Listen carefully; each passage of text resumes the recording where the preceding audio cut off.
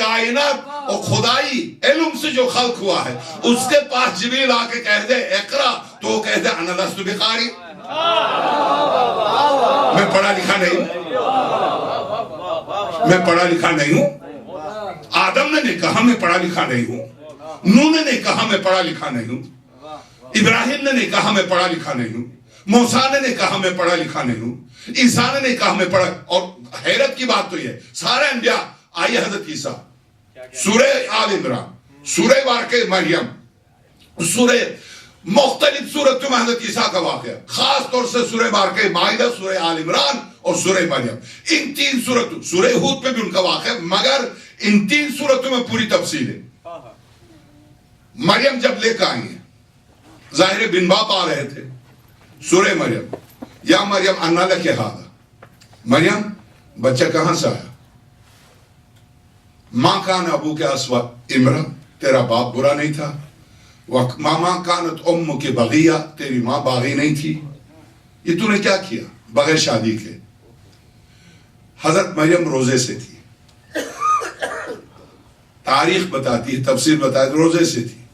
اس زمانے کا روزہ خاموشی، صرف کھانا پینا نہیں بلکہ بول بھی نہیں سکتے تھے. میں نہیں بول سکتی تھی. تو سورہ مریم کہتا فَأَشَارَتْ إِلَيْهِ، بچہ گود میں تھا، اشارہ کیا. یہ سورہ مریم کی آیت ہے. فَأَشَارَتْ إِلَيْهِ. اور پورے یہودی، آپ سورہ مریم کی فلم بنی ہے جو اسلام نے بنائے، آپ خود بھی دیکھیں، بچوں کو بھی دکھائیں. قرآنی صورتوں میں جو فلمیں بنی ہیں، مارکۃ الآراء فلمیں بنی ہیں، وہ ضرور خود بھی دیکھیں، بچوں کو بھی دکھائیں تاکہ قرآن سے آشنا. بچے کو گود میں لے کے کہا فَأَشَارَتْ إِلَيْهِ، اشارہ کیا بچے کی طرف، یعنی اس سے پوچھو. جب اشارہ کیا اس سے پوچھو تو جو یہودیوں کا عالم تھا اس نے کہا کیف نکلم من کان فی المہد صبیا. سورہ مریم کی آیت. میں نے وعدہ کیا قرآن سے ہٹ کر ایک لفظ نہیں کہوں گا. من کیف نکلم من کان فی المہد صبیا. مریم ہم تجھ سے سوال کرتے ہو تو ہمارا مذاق اڑاتی ہے، بغیر شادی کے بچے کو لے کے آئی ہے اور اوپر سے ہمارا مذاق اڑاتی ہے. یعنی ہم اتنے ذلیل ہو گئے. تم یہ بتاؤ بچہ بغیر شادی کا آیا کہاں سے؟ تو حضرت مریم نے کہا، اشارہ کیا پوچھ لو اس سے. تو اس نے عالم نے کہا کیف نکلم، کیسے بات کریں، من کان فی المہد صبیا، ابھی تو تیری گود میں، ابھی تیرے رحم سے گود میں آیا ہے، تو اس سے کہہ رہی اس سے بات کرو. بس ماں نے، مادر نبی نے، مادر نبی خود حجت خدا، مادر نبی نے نبی کو اوپر ڈال دیا، ان کی ذمہ داری ختم ہو گئی. اب آ گئی دوش نبوت پر ذمہ داری. تو اب جملے دیکھیں حضرت عیسیٰ کے جملے. 3 گھنٹے کا بچہ ہے، 3 گھنٹے کا، 3 گھنٹے ہوئے ابھی. جیسے ہی اشارہ کیا اور انہوں نے کہا کیف نکلم من کان فی المہد صبیا، کیسے ہم گفتگو کریں، ابھی رحم سے آیا، گود میں ہے اور اشارہ کر رہی ہے اس کی طرف، کیا مطلب؟ قال انی عبداللہ، خبردار. گود سے آواز آئی. معصوم 3 گھنٹے کے معصوم بچے نے آواز دی. کیا؟ قال، کہا انی عبداللہ، میں بندے خدا ہوں. اب ترتیب، جملوں کی ترتیب دیکھیے. آتانی الکتاب، مجھے کتاب دی. وجعلنی نبی، مجھے نبی بنایا. بندگی کا اعتراف پہلے، پھر اس کے بعد علم کا اعتراف دوسرے نمبر پر، نبوت کا اعتراف تیسرے نمبر پر. نبوت عہدہ ہے، علم کے بغیر جب یہاں جاہل عہدہ نہیں دیتے.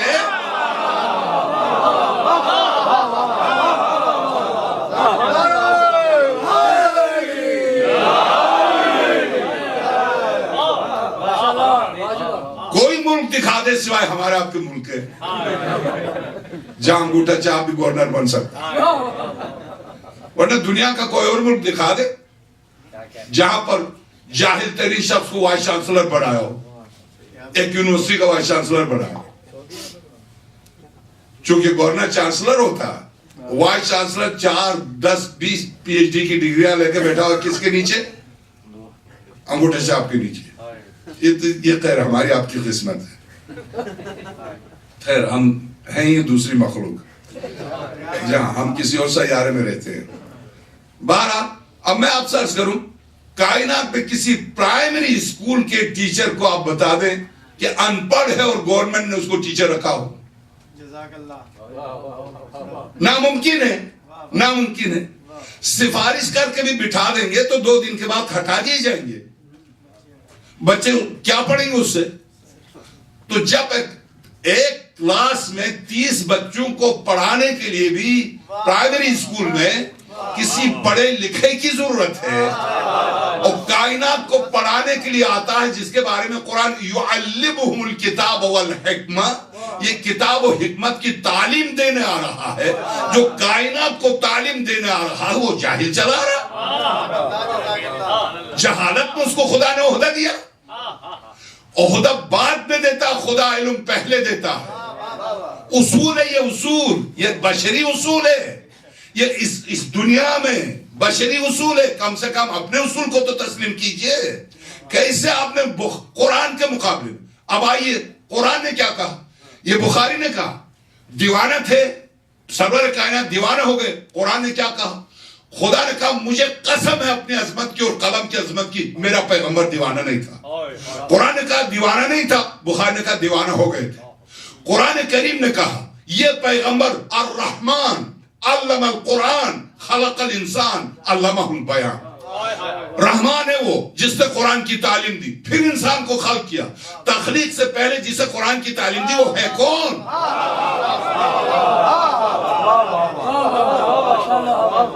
عالم بشریت سے پہلے جسے قرآن کی تعلیم دی وہ ہے کون؟ ظاہر قرآن جس کی کتاب ہے وہی ہے. قرآن خاتم الانبیاء کی کتاب ہے. تو بشریت سے خلق الانسان سے پہلے کسی کو قرآن کی تعلیم دی. درست عالم انوار میں علم الہی کی صورت میں تھے, محمد عالم انوار میں علم الہی کی صورت میں تھے. جب بشریت کے لیے بھیجا تو وما ارسلناک الا رحمت اللہ, رحمت کی صورت میں بھیجا. علم عین رحمت بھی ہے, علم عین لطف و کرم الہی بھی ہے. اب میں آپ سے عرض کروں, یہ وہ بخاری, یہ قرآن کریم. خدا قسم کھا کے کہتا میرا پیغمبر دیوانہ ہو نہیں سکتا. بخاری نے کہا دیوانہ ہو گئے تھے. قرآن کہہ رہا کہ علم دے کے ہم نبوت دیتے ہیں. بخاری کہہ رہا کہ پیغمبر کے پاس جبریل آئے, کہا اقرا, تو کہا انا لست بقاری. جو کسی نبی نے نہیں کہا سوائے خاتم الانبیاء کے. سارے انبیاء کے نبی نے کہا میں تو پڑھا لکھا نہیں. یہ بخاری. اس سے زیادہ گری ہوئی بات, اس سے زیادہ انتہائی رقیق بات جو قطعاً شان نبوت کے ایک عام انسان بھی سمجھ سکتا ہے. پیغمبر خدا مکتب اہل البیت میں اور خود قرآن کریم کی روح سے نسیان کی لفظ بے شک سورہ کہف میں حضرت موسیٰ اور حضرت خضر کے واقعے میں آیا. نسیت ہر 2 لمحے کے بعد حضرت جب کشتی میں سوار ہو رہے تھے تو حضرت خضر نے یہ قید لگائی, موسیٰ دیکھو میں جو کچھ بھی کروں گا مجھ سے سوال نہیں کرنا. تو ٹھیک ہے میں نہیں کروں گا. میں کشتی میں سوار ہوتے ہی حضرت خضر نے سوراخ کیا. جب دریا کے بیچ میں سوراخ کیا تو حضرت موسیٰ نے سوال کیا یہ کیا کر رہے ہیں, آپ غرق کرنا چاہتے ہیں؟ حضرت خضر نے یاد دلایا, آپ کو یاد ہے وعدہ یہ ہوا تھا کہ آپ سوال نہیں کریں گے. تو وہاں حضرت موسیٰ کہتے ہیں مجھے معاف کیجیے گا میں بھول گیا. یعنی اتنا بھولا بالا انسان پیغمبر بن گیا. یہاں بھولنے سے کیا مراد ہے, بھولنے سے کیا مراد؟ 2 قدم آگے گئے, دریا پار کیا. جب دیکھا ایک بچے کو آتے ہوئے, حضرت خضر نے قتل کیا. لفظ قتل ہے, اب قتل کے معنی مارنے کے ہیں, خواہ وہ اسرائیل مارے یا پیغمبر مارے بات تو ایک ہی ہے. یعنی اس کی موت کے دن معین تھے, حضرت خضر نے اس کو قتل کیا. تو حضرت موسیٰ پھر بولا اقتلت نفسا زکیٰ بغیر نفس, بغیر کسی جرم کا آپ نے کسی کو قتل کر دیا. حضرت خضر بولے یاد نہیں آپ کو, طے یہ ہوا تھا کہ آپ مجھ سے سوال نہیں کریں گے. پھر حضرت موسیٰ کہتے ہیں معاف کیجیے گا میں بھول گیا. آگے بڑھے, بھوک کی شدت تھی, انتہائی بھوکے دونوں پیغمبر. دیکھا شہر میں کسی کا ولیمہ ہے, سارا شہر جا رہا سوائے ان 2 کے, سب جا رہے کھانے کو, دونوں پیغمبروں کو نہیں بلا رہے. 12 تو دیکھا ایک دیوار گرنے والی ہے. حضرت خضر نے کہا آ جاؤ اس دیوار کو بنا لیتے ہیں. دیوار گرا کے اس کو دیوار دوبارہ بنانا. تو حضرت موسیٰ پھر بولے اگر دیوار بنانی ہی تھی تو اجرت ہی لیتے, کم سے کم اس سے ہم کھانا کھا لیتے. تو کیا طے نہیں ہوا تھا کہ نہیں بولیں گے؟ پھر بولے آپ سورہ کہف. تو حضرت موسیٰ بولنے لگے میں بھول گیا. یہاں بھولنے سے کیا مراد ہے؟ ہر 2 قدم پر بھول جاتے ہیں، بھولنے سے کیا مراد ہے؟ یہاں بھولنے سے مراد بالکل وہی ہے جو سورہ قیامت میں، سورہ مرسلات میں، سورہ تکویر میں، قرآن کریم کی متعدد سورتوں میں انسان کے بارے میں خدا عالم کا ارشاد، جو شخص یہاں مجھے اس زندگی میں بھولا ہے قیامت کے دن میں اس کو بھول جاؤں گا. تو کیا خدا کے ذہن سے کوئی چیز مٹ جاتی ہے جس کو بھولنا کہا جائے؟ تو یاد رکھیے بھولنے کے 2 معنی ہیں.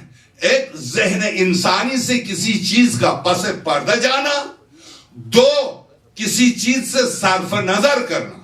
بھولا یعنی اس معنی میں نہیں بھولا کہ میرے ذہن سے وہ بات مٹ گئی ہے یا پس پردہ گئی ہے، نہیں، بلکہ میں نے اس سے صرف نظر کیا. یعنی خدا بھولتا نہیں ہے. یہاں ہم نے خدا کو چھوڑ دیا تھا، وہاں خدا بھی اپنی رحمت ہم پر نازل نہیں کرے گا، خدا نے خواستہ صرف نظر کرنے کا. تو جو بھولنے کی لفظ خدا کے لیے آئی ہے وہی نبی کے لیے آئی ہے. تو خدا بھولتا نہیں ہے، صرف نظر کرتا. اسی طرح سے نبی بھولتا نہیں ہے، صرف نظر کرتا. تو بنابر اس معنی کے انبیاء بھولتے نہیں ہیں. کیوں؟ اس لیے کہ اگر انبیاء کے لیے بھولنا جائز ہو تو ساری شریعت مشکوک ہو جائے گی،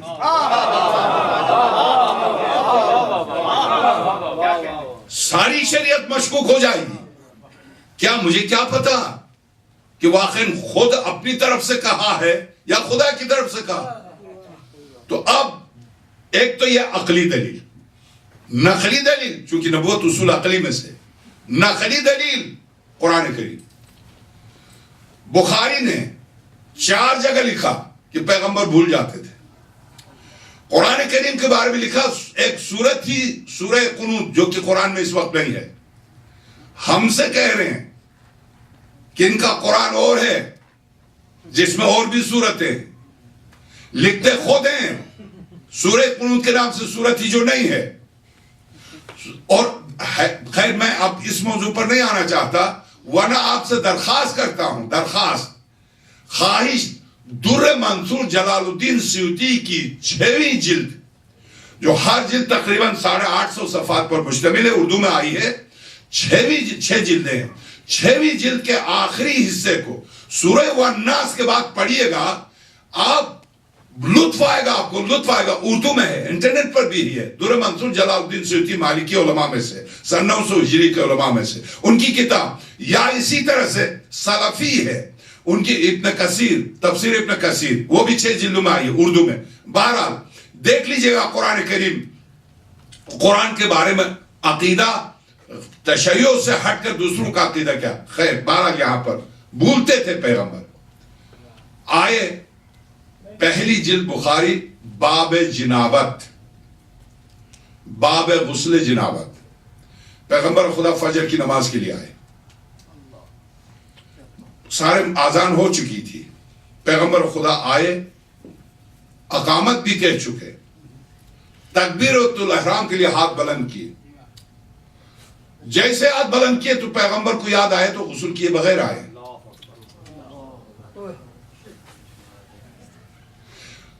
مسلمانوں سے کہا بس ایسے ہی رہو، میں ابھی غسل کر کے آتا ہوں.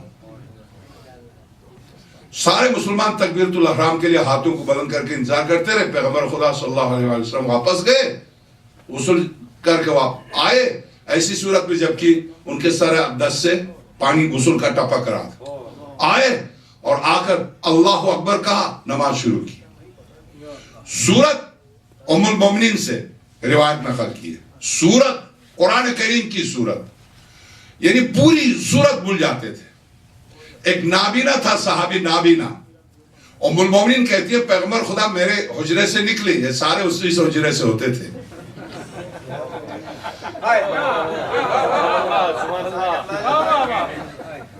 نہیں، معاف کیجئے، میں نے جو لفظ میں کہتا ہوں واللہ باللہ ثمت اللہ، روایت سے ہٹ کے نہیں کہتا. بخاری نے یہ روایت نقل کی ہے اسی 3 جلد میں. سرور کائنات اصحاب کے بیچ میں بیٹھے ہوئے ہیں، 3 دفعہ اشارہ کر کے ام المومنین کے گھر کی طرف اشارہ کر کے کہا یہیں سے فتنہ اٹھے گا. حیرت کی بات ہے. آپ بخاری اٹھا کے دیکھیں, یہیں سے فتنہ نکلے گا, یہیں سے فتنہ برپا ہوگا. 3 دفعہ سرور کائنات نے, میں یعنی اس وقت چونکہ اتفاقاً میں نے اس موضوع کو منتخب کیا تو میں آپ سے عرض کروں, 3 دفعہ سرور کونین نے فرمایا یہیں سے فتنہ برپا ہوگا, یہیں سے فتنہ برپا ہوگا, اور یہیں سے فتنہ برپا ہوگا. شیطان کے سنگ نکلیں گے یہاں سے. اب یہ شیطان کے سنگ کیا ہیں اس پر کل یا پرسوں میں گفتگو کروں گا, اور پرسوں کا مجھے نہیں پتا, ہاں کل. تو میں آپ سے عرض کروں, آپ بھول جاتے تھے کیا, واقعاً بھول جاتے تھے. مدنی واقعہ ہے یہ. مدینے میں آ گئے تو پیغمبر خدا نعوذ باللہ اتنے ذہنی طور پر ضعیف ہو گئے کہ بھول جاتے تھے. مکے میں قرآن نے کیا کہا, بسم اللہ الرحمن الرحیم, سبح اسم ربک الاعلی الذی خلق فسوى والذی قدر فہدى والذی اخرج المرعى فجعله غثاء احوى سنقرئک فلا تنسى.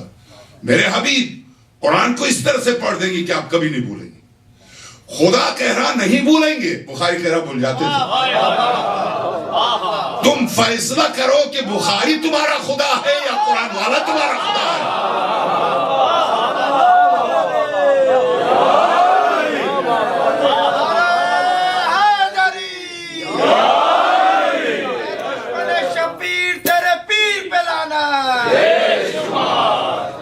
قرآن کو خدا قسم کھا کے کہہ رہا مجنون نہیں ہوں گے, بخاری کہہ رہا ہو گئے تھے. قرآن کہہ رہا سنقرئک فلا تنسى, سورہ اعلیٰ سب کو یاد ہے, یہ مکی سورہ ہے. مکے میں خدا قسمیں کھا کھا کے جن صفات کی نفی کر رہا, مدینے میں آ کر ان صفات کی نسبت دی جاتی ہے. اب پتہ چلا کہ خدا نے پہلے ہی سے نبوت کی حفاظت کیسے کی. خدا کو پتا تھا منافقین اسلام کے لبادے میں میرے پیغمبر کو گرانے کی کوشش کریں گے. اس بنا پر قسمیں کھا کھا کر اس لیے وعدہ کیا تھا, أَلَمْ نَشْرَحْ لَكَ صَدْرَكَ وَوَضَعْنَا عَنْكَ وِزْرَكَ الَّذِي أَنْقَضَ ظَهْرَكَ وَرَفَعْنَا لَكَ ذِكْرَكَ. میرے حبیب تیرے ذکر کو میرے ذکر کے ساتھ ایسے بلند کر دوں گا, بنو میں 85 سال تک تڑپ تڑپ کے آپ کو ہٹانے کی کوشش. اب یہاں ایک روایت عرض کر دوں کہ علامہ مرتضیٰ عسکری نے بقائے دین میں اہل بیت کا کردار کتاب میں, علی متقی ہندی کی کتاب, اسی طرح سے امام نسائی کی کتاب, اسی طرح سے مسند احمد ابن حنبل, اسی طرح سے حاکم نشاپوری کی کتاب مستدرک علی صحیح ہے. ان کتابوں سے بزرگوار نے 250 کتابوں کے مصنف 110 سال کی عمر میں انتقال ہو گیا. ان کی کتاب اسلام میں عائشہ, ان کی کتاب جو 1600 صفحات پر ہے, اس کتاب نے مصر کے اب تک جب سے مارکیٹ میں آئی ہے 150 علماء جامع الازہر کو شیئر کیا ہے اس کتاب میں, عائشہ اسلام میں, اس کتاب نے.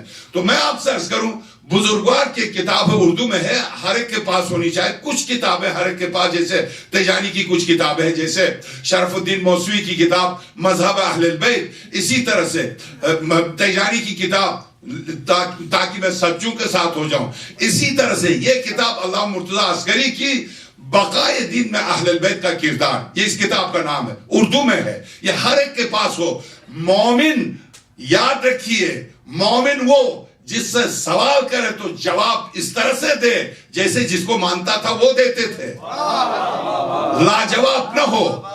حیرت کی بات نہیں ہے, الجزائر کے کچھ سنی شیعہ ہوئے, بہت سے سنی شیعہ ہوئے, تینوس کے ڈاکٹر تیجانی کی وجہ سے. تینوس کا پہلا شیعہ تھا, آج تقریباً